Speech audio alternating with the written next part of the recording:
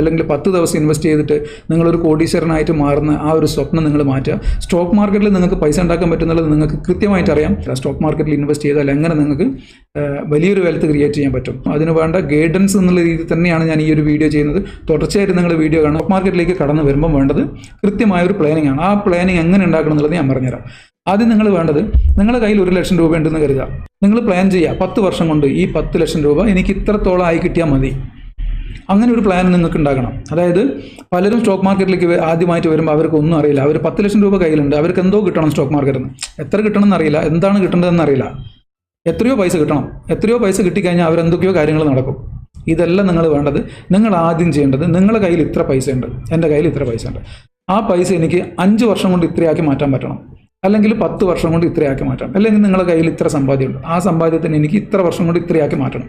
അത് നിങ്ങൾ പ്ലാൻ ചെയ്യണം. അത് നിങ്ങൾ ഓരോരുത്തരും പ്ലാൻ ചെയ്യേണ്ട കാര്യമാണ്. അല്ലാതെ